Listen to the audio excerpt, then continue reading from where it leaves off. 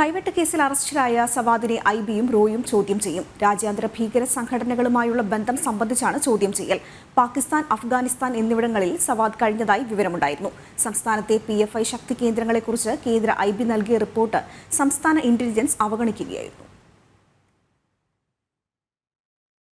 13 വർഷത്തിലധികം ഒളിവിൽ കഴിഞ്ഞ സവാദ് കേരളത്തിലുണ്ടായത് 8 വർഷമാണ്. 5 വർഷം വിദേശത്തും ഒളിവിൽ കഴിഞ്ഞിട്ടുണ്ടാകാമെന്നാണ് സൂചന.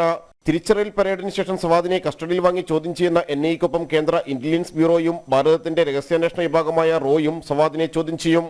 ആഗോള ഭീകരവാദ ഗ്രൂപ്പുകളുമായുള്ള ബന്ധം, ഭീകരവാദ നീക്കങ്ങൾ എന്നിവ സംബന്ധിച്ചാണ് ചോദ്യം ചെയ്യൽ. പാകിസ്ഥാൻ, അഫ്ഗാനിസ്ഥാൻ, ബംഗ്ലാദേശ് എന്നിവിടങ്ങളിൽ സവാദ് എത്തിയിരുന്നതായാണ് അന്വേഷണ സംഘങ്ങൾക്ക് ലഭിച്ചിരിക്കുന്ന വിവരം. സവാദിനായി നേപ്പാൾ, മലേഷ്യ, ദുബായ് എന്നിവിടങ്ങളിലും അന്വേഷണം നടന്നിരുന്നു. ഇയാളെ കണ്ടെത്താൻ സഹായിക്കുന്നവർക്ക് 10 ലക്ഷം രൂപയും NIA പ്രഖ്യാപിച്ചിരുന്നു. അഫ്ഗാനിസ്ഥാനിലെയും പാകിസ്ഥാനിലെയും ഭീകരവാദ സംഘടനകളുടെയും ഗ്രൂപ്പുകളുടെയും ഭാഗമായി സവാദ് പ്രവർത്തിച്ചിട്ടുണ്ടോ എന്നും കണ്ടെത്തേണ്ടതുണ്ട്.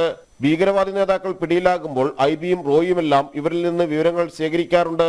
മതനിന്ദ ആരോപിച്ച് പ്രൊഫസർ TJ ജോസഫിന്റെ കൈപ്പത്തി വെട്ടിമാറ്റിയ ശേഷം 8 വർഷത്തോളം കേരളത്തിൽ ഒളിവിൽ കഴിഞ്ഞിരുന്ന ഒന്നാം പ്രതി സവാദിനെ കുറിച്ചുള്ള വിവരങ്ങൾ ശേഖരിക്കുന്നതിൽ പോലീസിനും സംസ്ഥാന ഇന്റലിജൻസിനും വൻ വീഴ്ചയുണ്ടായിരുന്നു.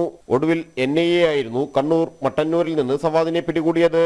നിരോധിത ഭീകര സംഘടനയായ PFI കേരളത്തിൽ വീണ്ടും വേരുറപ്പിക്കാൻ നടത്തുന്ന നീക്കങ്ങളും IB റിപ്പോർട്ട് ചെയ്തിട്ടുണ്ട്. ജനം, കൊച്ചി.